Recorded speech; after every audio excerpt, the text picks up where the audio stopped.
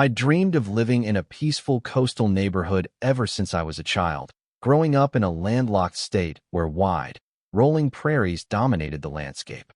After traveling the globe as an ocean rescue captain, coordinating lifeguard operations, and teaching water safety courses everywhere from Bali to Barcelona, I finally decided to settle on the shoreline of a small American beach community called Mariners Cove.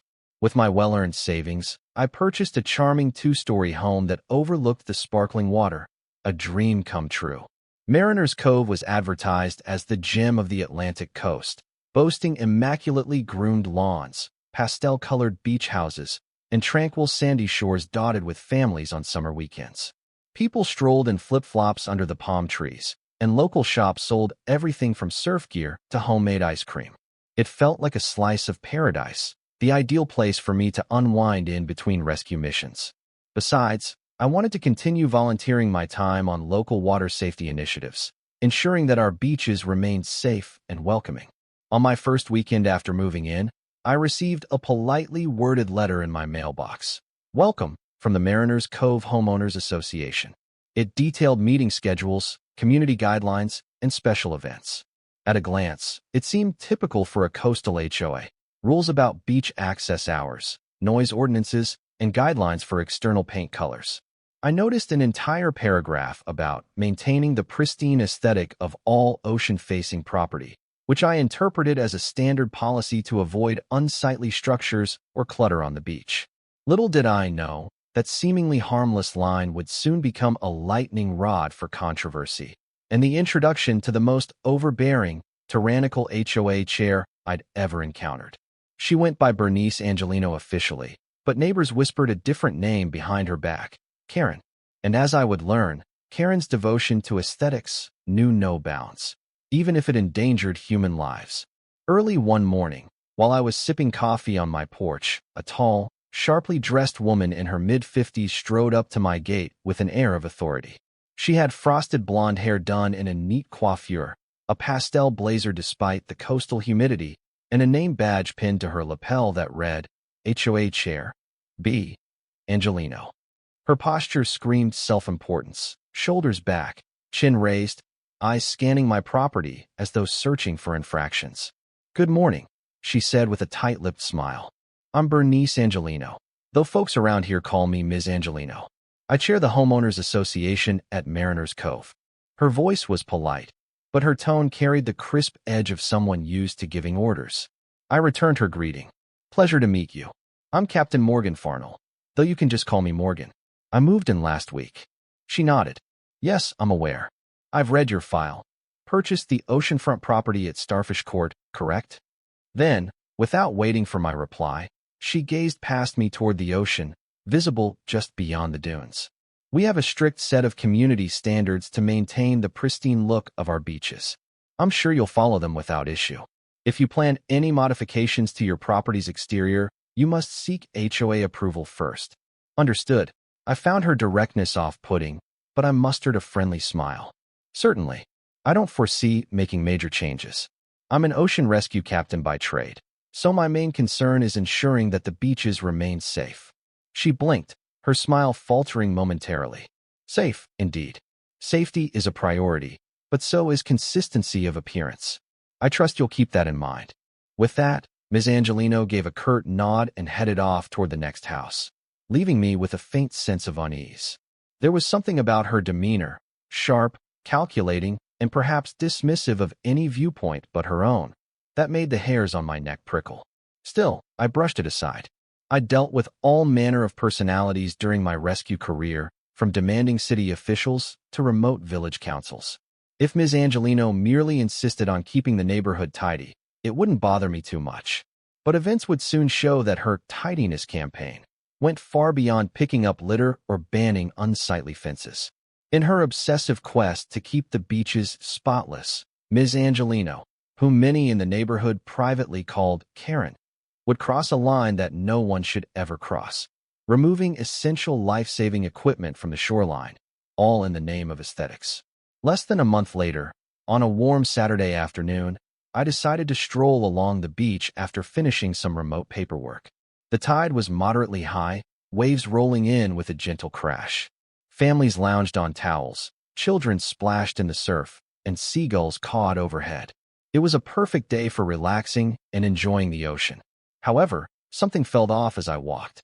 Normally, beaches in a region like ours should have certain safety measures, a flagged area for swimmers, posted signs indicating riptide conditions, and, crucially, rescue buoys or life rings stationed at intervals.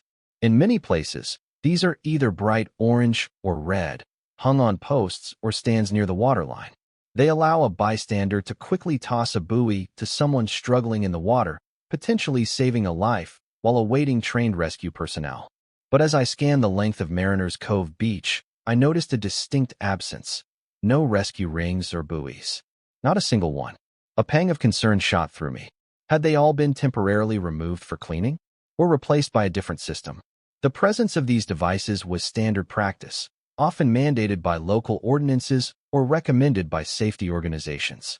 I spotted a small wooden post near the dune where a ring usually hung. Empty hooks confirmed that a buoy or ring had once been there.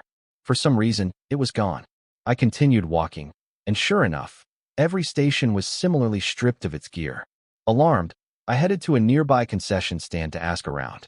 The attendant, a teenage girl, shrugged. I heard the HOA asked for them to be taken away. Something about them being an eyesore. Not sure. An eyesore? My heart sank. Removing life-saving buoys was no trivial matter. Even if the water seemed calm, rip currents could appear without warning, and not everyone who swam out realized how quickly they could be in danger.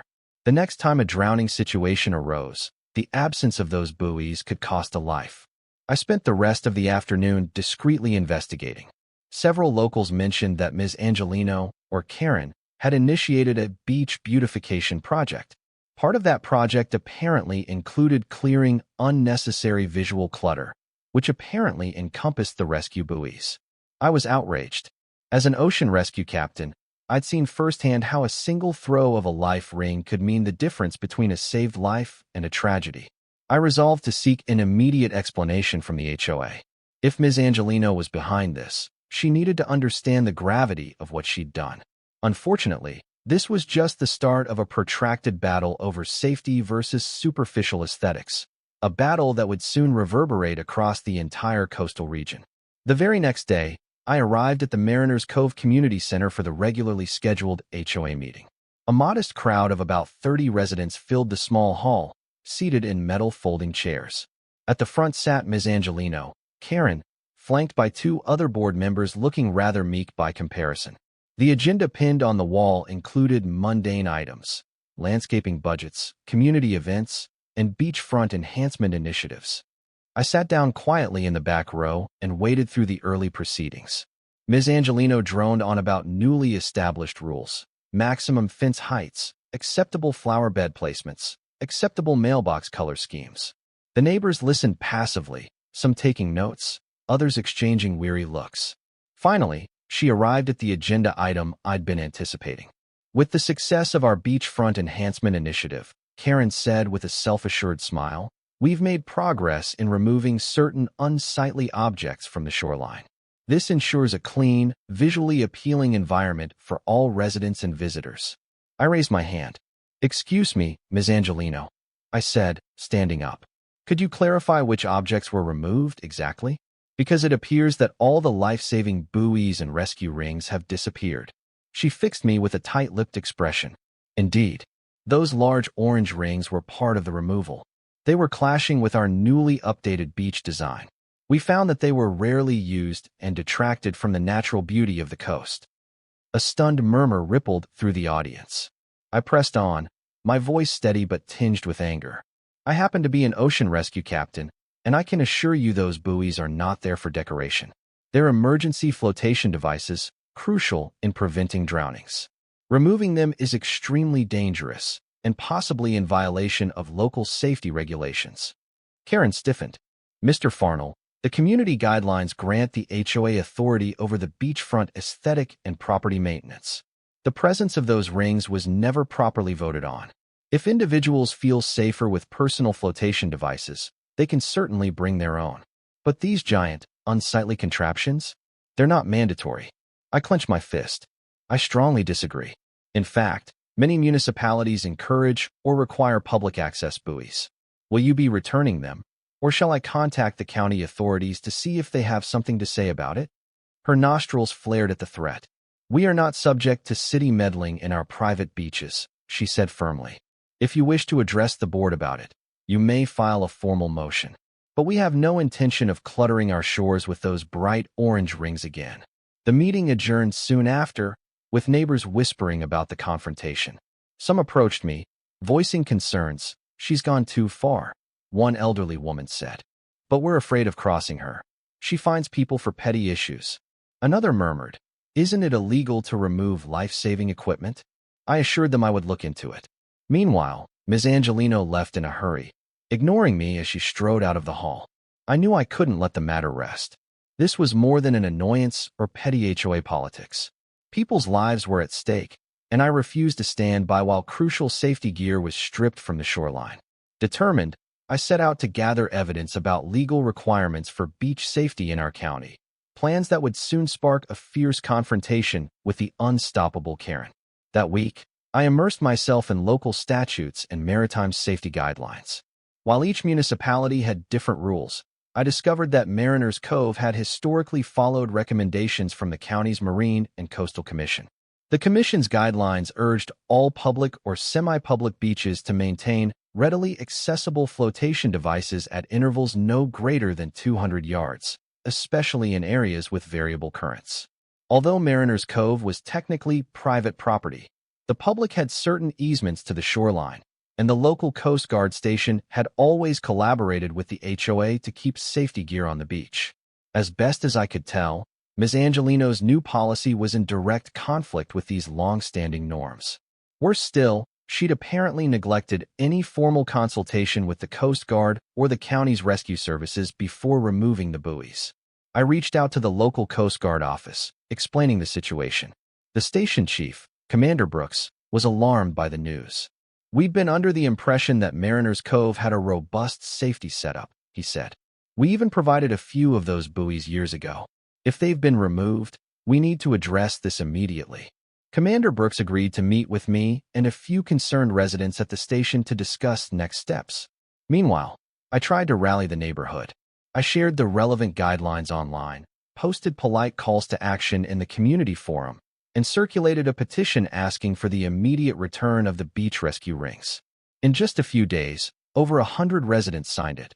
Parents, retirees, surfers, dog walkers. Many were outraged once they realized how precarious the situation could become if a swimmer needed rescue. Karen, for her part, showed no sign of backing down. She posted an announcement on the HOA website defending her beautification efforts, claiming that the life buoys were unsightly lumps of plastic rarely used, serving no real purpose. She threatened to fine trespassers if they attempted to reinstall unauthorized equipment. The very idea that a piece of life-saving gear could be labeled trespassing was both ridiculous and terrifying. Several neighbors told me in hushed tones that they'd seen Karen patrolling the beaches at dawn, searching for any evidence of people trying to restore the rings. She seemed determined to keep them off, no matter the potential consequences. But her reckless vanity was about to collide head-on with a fundamental truth. When it comes to life safety near the water, no single HOA chair has the right to override best practices. I had no doubt that if we made enough noise, county officials, and possibly even national media, would weigh in. What I didn't expect was the extent of Karen's manipulations or how far she'd go to undermine those who opposed her. My professional background in ocean rescue had taught me to anticipate storms, but dealing with a Karen brand of tempest was another challenge altogether. At least I could rely on the unwavering support of people who valued human life over superficial aesthetics. Just when it seemed the community's tension might bubble over, a literal storm formed in the Atlantic. A fast-developing tropical system named Storm Delilah headed toward our coast. Weather forecasts predicted heavy rain, strong winds, and surging tides in a few days' time. While not quite hurricane strength, Delilah threatened enough force to erode beaches, push waves higher, and create powerful undertows. For experienced ocean rescuers like me, storms posed the perfect scenario for accidents. Unwitting swimmers ignoring red flag warnings, thrill seekers trying to surf rough waves, or curious onlookers wandering too close to the swirling waters. In such times, rescue buoys and rings became especially critical, both for professionals and good Samaritans on the shore. Alarmed by the approach of Delilah, I tried to reason with Ms. Angelino one last time. I phoned her that morning, my voice composed but urgent. "Karen, the storm is coming in a few days. Please, at the very least, let us put back the buoys until Delilah passes. We can discuss the aesthetics later." Her tone, when she answered, was cool and dismissive. "Storm or no storm, my decision stands. If you or anyone tries to hang those hideous contraptions, you'll face fines and possible legal action for defying the HOA's rules. I will not have our pristine beachfront cluttered by panic-inducing paraphernalia." I nearly dropped the phone in disbelief. Do you realize how irresponsible that is? Lives could be lost. The Coast Guard is already aware. She cut me off. I'm well within my rights. The HOA has sovereignty over how the beach is managed. Good day. She hung up with a click. Fuming, I relayed the conversation to Commander Brooks, who was equally flabbergasted. He promised to escalate the matter, saying the Coast Guard might coordinate with local law enforcement to override Ms. Angelino's stance. But bureaucracy moved slowly. Meanwhile, Storm Delilah inched closer. By the eve of Delilah's landfall, the skies had turned a sullen gray. Gusts rustled the palm trees, and the once calming crash of surf sounded ominous. I patrolled the beach with a few like-minded neighbors, noting that strong rip currents had already begun forming in certain spots. Without the orange rescue rings, we were left with personal rescue tubes we'd brought ourselves, hoping to quickly intervene if someone got swept away. Unfortunately, not everyone heeded the warnings to stay out of the water. A few intrepid tourists ventured in, ignoring posted advisories. My stomach knotted at the thought of them in trouble, with only a skeleton crew of watchers on the sand, no official lifeguards on duty, and no community rescue buoys. Little did I know how soon tragedy would strike, and how Ms. Angelino's meddling would transform the impending crisis into a near-catastrophic event that would put Mariner's Cove on the national stage. Storm Delilah arrived earlier than expected, churning up the sea overnight. By dawn, heavy rain pelted the coastline, and winds whipped the palm fronds into a frenzy. Whitecaps frothed offshore, smashing against the jetties. Most sensible folks stayed indoors, but a handful of vacationers from out of town decided to wander the beach, lulled by a misguided notion of adventure. I watched anxiously from my living room window, scanning the shoreline for signs of trouble. Suddenly, I noticed a cluster of figures at the water's edge, pointing and yelling. I rushed outside onto my porch. Even from a distance, I could make out a frantic scene. A teenage boy struggling waist-deep in the crashing waves, apparently caught in a powerful undertow. He flailed, trying to keep his footing, while onlookers shouted for help. Without a second thought, I grabbed the small personal flotation device I kept by my door, an old rescue can from my days working beaches in Florida. Sprinting down the dune, I reached the beach just as the boy's father tried to wade in, only to be knocked back by a surge. The teen drifted farther out, panic setting in, arms flailing against the swirl of water. In a well-rehearsed motion, I ran along the shore to gauge the current, then charged into the surf with my rescue can. Waves pounded my shoulders, salty spray stinging my eyes, but adrenaline fueled me. I spotted the teen about 15 yards out, swirling in a strong rip that threatened to drag him beyond the break line. If not for my training, I'd have been in dire straits myself. But with careful strokes and the buoy's help, I reached him quickly. He was gasping for breath, eyes wide with fear. "It's okay," I shouted above the wind. "I've got you." I secured the rescue can around his torso, guiding him sideways along the rip. We rode a lull in the waves to angle back to the shallows, where onlookers rushed to help pull us in. Once on shore, the boy collapsed, coughing salt water, but he was alive and conscious. A paramedic unit, summoned by a 911 call, arrived moments later. As they checked the teen's vitals, I heard the father speak breathlessly. Where were the lifebuoys? He could have grabbed one. His voice trembled with anger and relief. The small crowd murmured agreement, some casting furious looks toward the empty stands along the beach, where rescue rings should have been. I stood there, soaked and shivering, a swirl of emotions coursing through me. Relief that the teen was safe, outrage that the rescue had been riskier due to missing equipment, and a burning resolve to hold Ms. Angelino accountable. If I hadn't been near enough to respond, the outcome might have been fatal. This incident was precisely why publicly available buoys existed, and it had taken just one random emergency to expose the peril of Karen's folly. News of the near drowning spread fast. A local news crew, already in town to cover Storm Delilah, interviewed the boy's father on the beach later that day. The father, still visibly shaken, recounted how there'd been no rescue rings in sight. Only the swift action of a nearby ocean rescue captain prevented tragedy. He expressed dismay that an HOA policy could override essential beach safety measures. Within hours, the story went semi-viral in the region.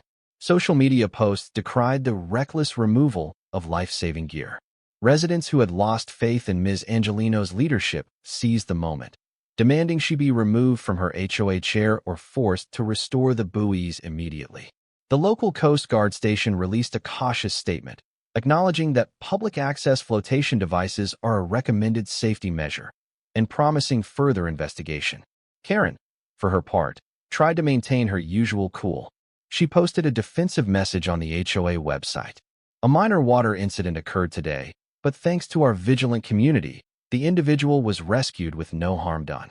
The HOA's decisions regarding beach maintenance and aesthetics remain in effect, and we remind residents not to overreact. Safety remains a priority, but we cannot allow the beach to be cluttered by extraneous, rarely used equipment. The callous tone of her statement only fueled anger. More neighbors came forward with tales of Karen's heavy-handed tactics, threatened fines, petty harassment, zero tolerance for dissent. Some had quietly accepted it before, figuring it was the price of living in a manicured neighborhood. But now that her obsession had nearly caused a drowning, patience was wearing thin. Sensing the growing outrage, I facilitated a meeting at the local community center, inviting a county commissioner, the Coast Guard commander, and an attorney who specialized in maritime law. Over 100 residents crowded into the hall, braving the waning remnants of Delilah's reign. Emotions ran high as people demanded immediate restitution. One mother stood up, voice trembling. "My daughter surfs here. If something happened to her, that ring might be the difference between life and death. We can't let the HOA gamble with our children's safety." Cheers and applause followed. The commissioner, shifting nervously, vowed to investigate whether the HOA had violated any county or state regulations.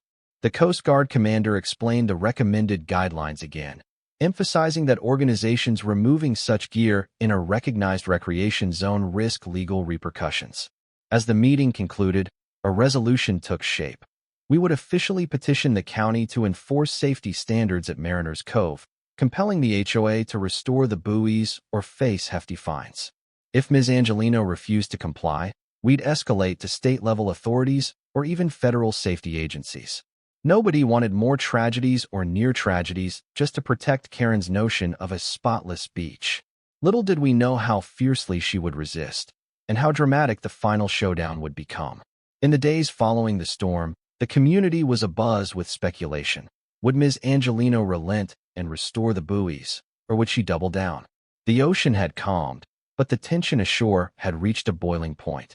Everywhere I went, neighbors asked for updates on the county's response. Some offered to help purchase new rescue rings.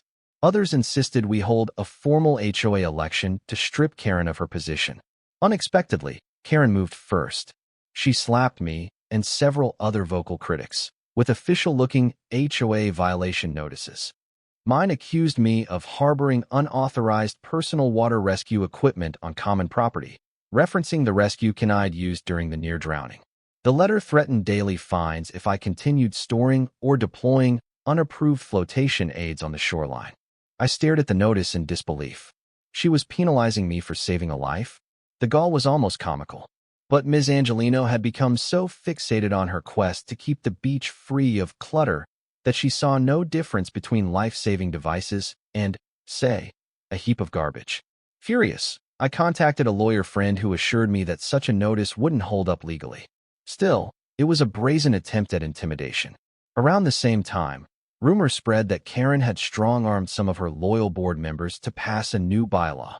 No permanent or semi-permanent flotation devices shall be permitted on the sand without explicit HOA sanction. This was presumably aimed at blocking any effort to reinstate the buoys. Some neighbors told me she boasted behind closed doors about how no meddling ocean captain will overrule my domain. Her hubris was staggering, but her brazen tactics carried a risk. The county commissioner, upon hearing about the new bylaw, warned that if the HOA persisted in defying recognized safety recommendations, the county could impose direct oversight or even place the beach under partial government jurisdiction. That would effectively nullify Ms. Angelino's claims to unchallenged authority over the shoreline. Rather than yield, Karen doubled down. She hired her own attorney to craft statements about private property rights and how the HOA's founding documents gave her near absolute control over coastal features. She also circulated a memo suggesting the near drowning was exaggerated by attention seekers, outraging the teenage boy's family. It was becoming clear that we were headed for a legal and possibly public relations collision. If Ms. Angelino wanted a battle, she was about to get one. The difference was that I, as a well-known ocean rescue professional, had allies in the media, in maritime safety organizations, and in the local government. Karen's attempts to hush the story would soon fail catastrophically once it reached a broader audience, one that had zero tolerance for individuals who endangered public safety in pursuit of perfect beaches. With the county's investigation underway, I decided it was time to harness the power of national attention. Having traveled widely as an ocean rescue captain, I'd formed relationships with journalists who covered maritime safety and coastal affairs. I reached out to one such contact, a reporter for a major broadcast network, explaining the bizarre situation in Mariner's Cove, how an overzealous HOA chair removed vital rescue rings, nearly causing a fatality, and refused to relent. The reporter was incredulous. "She removed what?" "Lifebuoys," he asked. "That's a new one. Are you sure this is real?" I sent him photos of the empty stands along the shore, the official notices from Ms. Angelino, and the local news clip about the near drowning. He responded swiftly, "We'd like to run a piece on this. It highlights the extremes of homeowners associations and the dangers of ignoring water safety. Let's schedule a filmed interview." Within a week, a small camera crew arrived at Mariner's Cove. They filmed me walking along the beach, pointing out the missing buoy posts. They interviewed the teenage boy's family, who recounted their harrowing experience. They also tried to speak with Ms. Angelino, but she refused to participate, dismissing the media as sensationalist gossip. When the segment aired on a major network's evening news, the impact was explosive. Millions watched footage of calm seas giving way to the story of how a local HOA leader had deliberately stripped the beach of essential rescue gear. They saw glimpses of the father's tearful gratitude that his son was alive, and my remarks about the importance of fast, accessible flotation in emergencies. The public reaction was swift and furious. Social media lit up with scathing remarks about Karen gone wild, the danger of too powerful HOAs, and someone who values pristine scenery over human lives. A hashtag boycott Mariner's Cove hashtag trended briefly, with calls for accountability. Even more significantly, local and national safety advocates demanded that the county or state intervene immediately. Suddenly, Ms. Angelino faced a wave of negative publicity.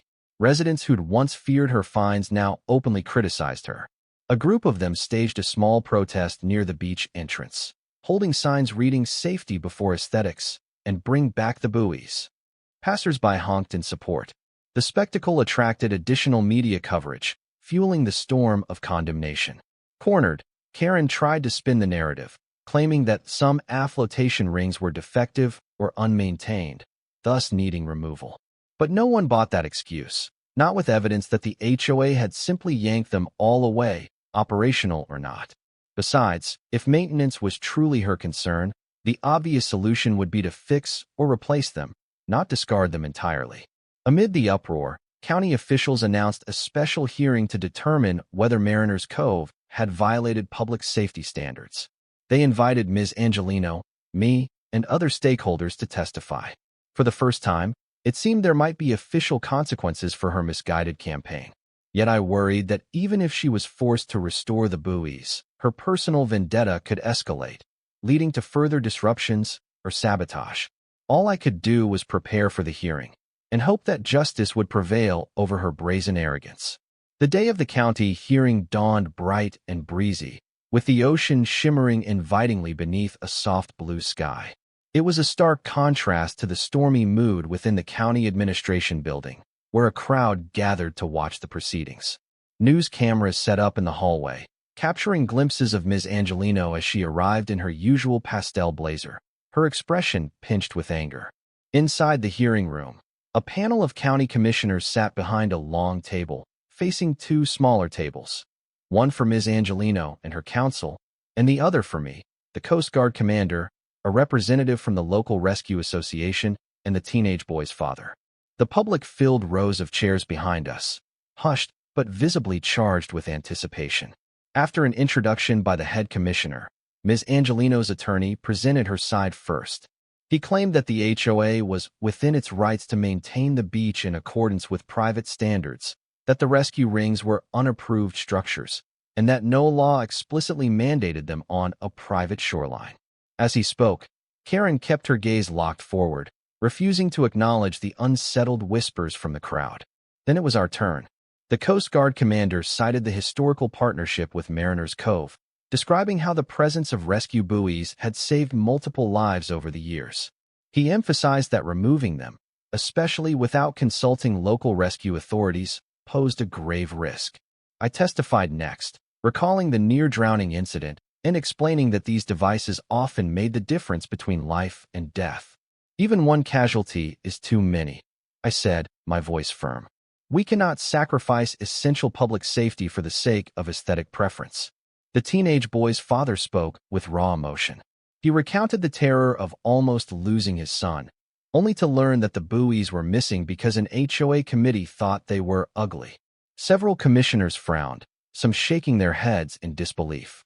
Finally, one commissioner questioned Ms. Angelino directly.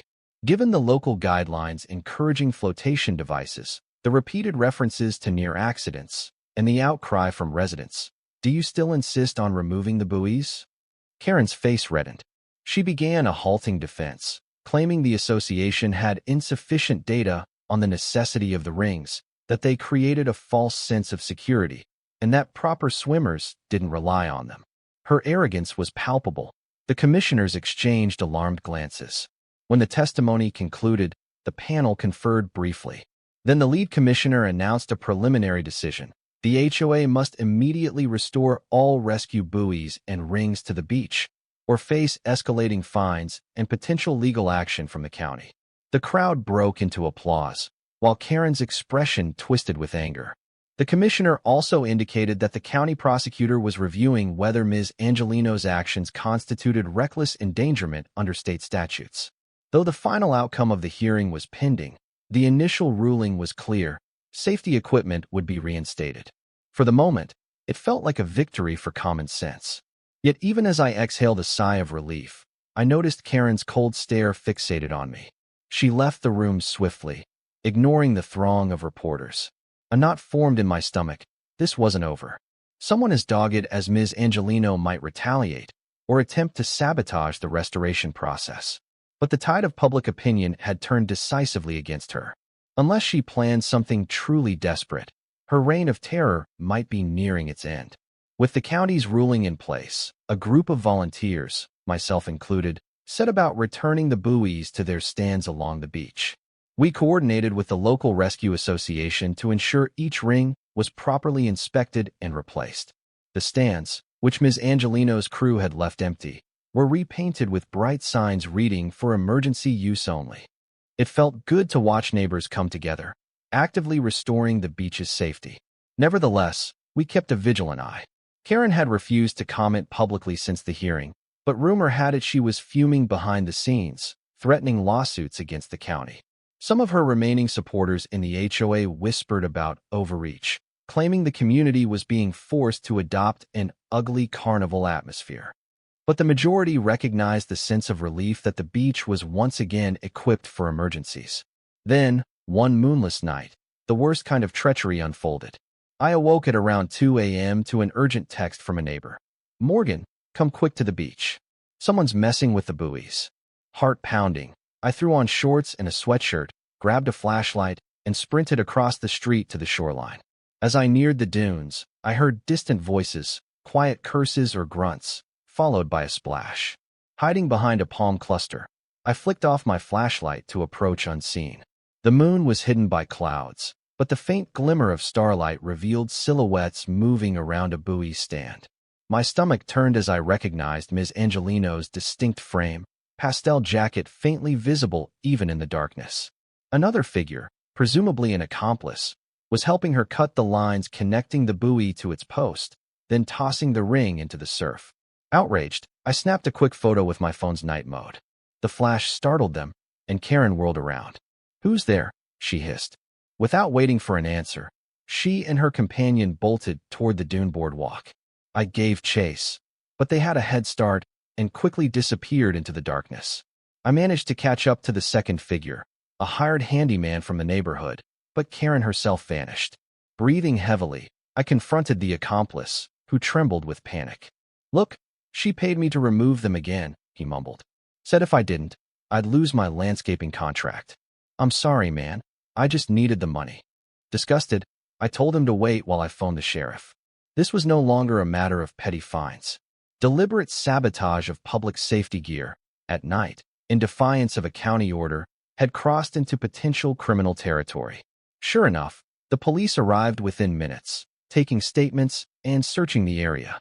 They found several of the newly replaced rings drifting in shallow water, cut free from their stands. The responding deputy shook his head in disbelief. "We'll be filing charges," he told me. "If Ms. Angelino was truly behind this, she's going to regret it." I sent the incriminating photos to the county commissioner, the Coast Guard commander, and a local journalist. The evidence was crystal clear. Ms. Angelino had not only ignored the official mandate, but had resorted to covert vandalism to keep the beach free of buoys. This brazen act would almost certainly seal her fate. As I walked home in the early morning darkness, exhausted and furious, I reflected that it was only a matter of time before the law caught up with her. The next morning, the entire town buzzed with news of the overnight sabotage. Social media lit up with photos of the severed lines, outraged commentary, and calls for Ms. Angelino's immediate removal. The local newspaper ran a front-page headline: "HOA Chair Caught Red-Handed Sabotaging Lifebuoys." In the accompanying article, the deputy's quotes left no doubt that the police considered Karen the prime suspect. Facing a storm of criticism, Karen tried to issue a statement through her lawyer, denying any involvement. She claimed the photos were ambiguous and that she'd never do such a thing. But nobody believed her, especially given her repeated hostility toward the buoys. The hired handyman, now facing possible arrest, had already confessed to acting under her orders. He had text messages from her that spelled out the plan. The county wasted no time. A judge approved a warrant for Ms. Angelino's arrest on charges including criminal mischief, reckless endangerment, and violation of a county safety order. That afternoon, a pair of sheriff's deputies arrived at her stately beachside home. Neighbors lined the street, watching with a mix of shock and grim satisfaction as the once mighty HOA chair was led out in handcuffs. A few bystanders cheered. Others just shook their heads, marveling at how her obsession had destroyed her credibility and possibly her future. Karen posted bail the following day, returning home with the media spotlight still blazing. But her predicament only deepened. The HOA board, spurred by an emergency vote of no confidence, stripped her of her chairmanship. Lawsuits emerged, both from the county and from individuals, including the father of the nearly drowned teen, citing willful negligence and endangerment. On top of that, the county prosecutor hinted that more serious felony charges might be looming if they could tie her actions to prior incidents of sabotage. Throughout it all, I tried to maintain a dignified stance, offering no personal glee at her downfall. My main concern was that the beach's safety gear remained in place and that no one else got hurt. The Mariners Cove community breathed a collective sigh of relief, grateful that the buoys were back and that the threat of sabotage was neutralized. But the real legal reckoning was just beginning. Months later, Ms. Angelino faced trial in the county courthouse on a range of charges. The building was packed with local reporters, curious residents, and even national media who'd latched onto the story of the HOA Karen who endangered swimmers. With each day of testimony, her carefully cultivated image of competence and graciousness crumbled further.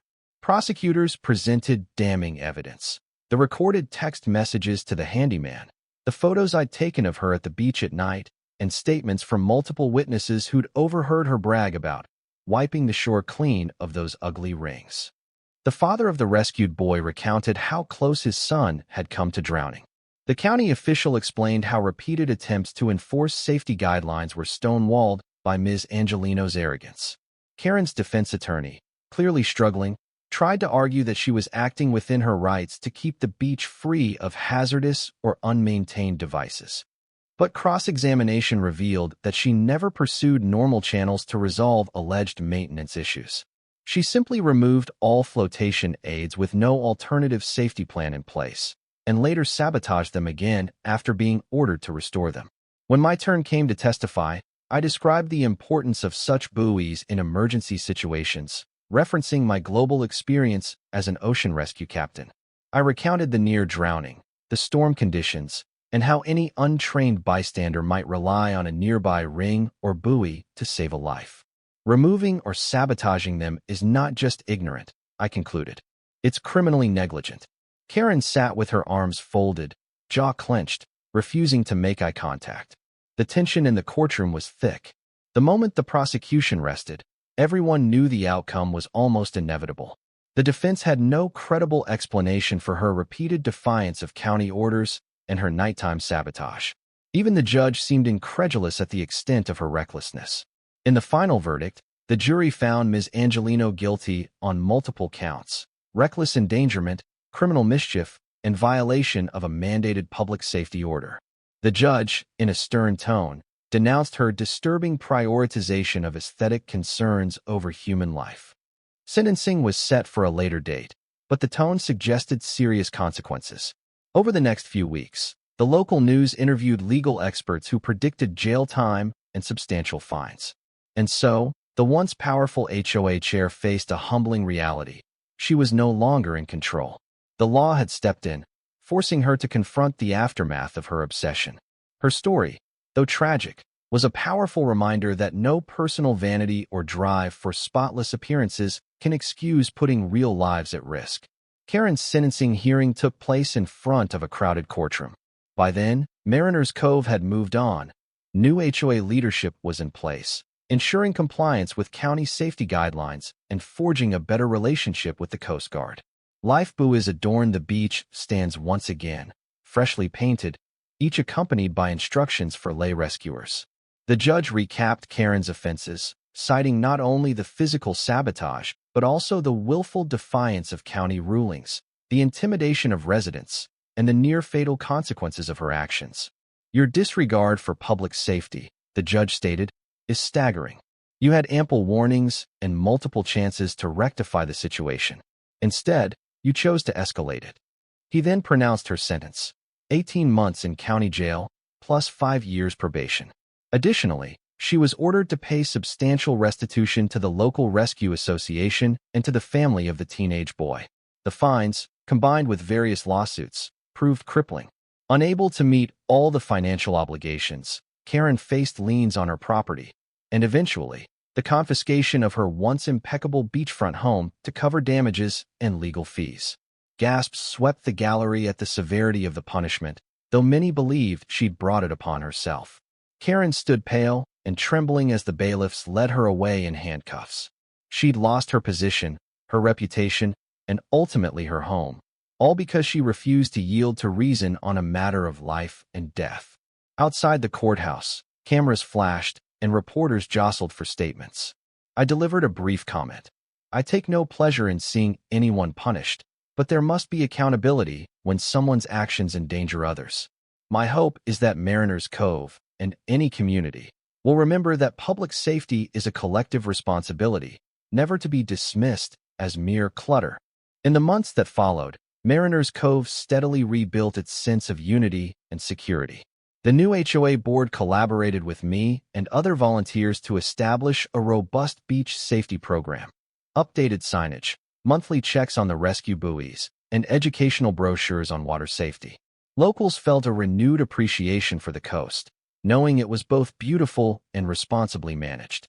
The father of the near-drowning victim expressed gratitude at a public gathering. "I'm relieved we averted a worse tragedy," he said, hugging his son close. "And I'm grateful to all who stood up for what was right." Tourists, once alarmed by sensational headlines about the beach with no rescue gear, returned in growing numbers, drawn by the region's natural beauty and improved safety measures. The beach stands, now sporting bright orange rings, became a symbol of responsible stewardship rather than unsightly clutter. Children played along the shore, surfers rode the waves, and families picnicked with peace of mind. Meanwhile, Karen served her sentence in the county jail, eventually emerging to a life overshadowed by debts and tarnished reputation. Her house, seized by court order, was auctioned off to pay restitution. Rumor had it she moved inland, far from the coast, likely carrying a bitter resentment. But the story of her downfall also served as a cautionary tale, shared around communities who faced similar tensions between aesthetics and safety. I continued my ocean rescue work, occasionally traveling to distant coasts to conduct training or assist with emergency operations. But I always returned to Mariner's Cove, my new anchor. The community had found a balance, preserving the beach's beauty while upholding the paramount importance of saving lives.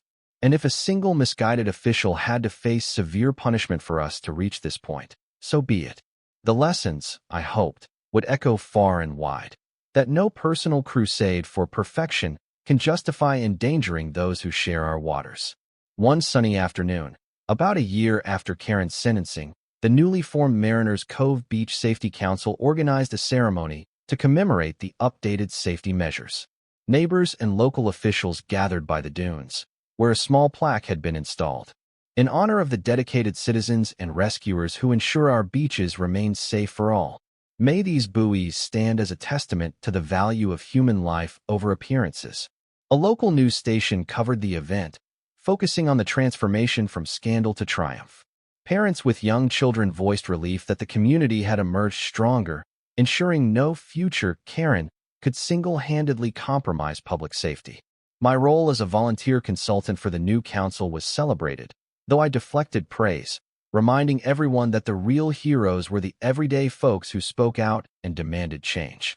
That day, I strolled along the water's edge, inhaling the briny air, watching gulls wheel overhead. The stands holding the bright orange lifebuoys dotted the beach in intervals, shining in the afternoon sun. Behind me, the newly reformed HOA posted friendly signs about water safety, riptide awareness, and the location of rescue gear. It was a far cry from the sterile emptiness that greeted me when I first realized the buoys were gone. I thought back to the confrontation with Ms. Angelino, the frantic rescue during Storm Delilah, and the months of turmoil. It felt surreal that so much upheaval had originated from a single woman's obsession with unsightly lumps of plastic. Yet from that crisis, Mariner's Cove had learned a vital truth. The ocean, for all its beauty, demands respect and readiness. One can't simply decree away the risks of open water. Life-saving gear is never optional. Sometimes, life's harshest challenges lead to the greatest communal growth. In ensuring those bright orange rings returned to the shoreline, we not only preserved a local tradition of water safety, but also reasserted that certain moral imperatives, like preventing needless deaths, outrank any local rulebook or personal vanity. Karen had discovered that lesson too late, paying a heavy price. As I left the beach, I watched a small group of teenagers wading confidently in the surf, a watchful parent standing near a buoy stand. The horizon glowed gold in the afternoon light. This was Mariner's Cove as it should be: safe, welcoming, respectful of nature's power. Whatever came next, storms, waves, or new personalities on the HOA, the community now knew how to stand together, guided by common sense and empathy. No Karen could steal that from us again.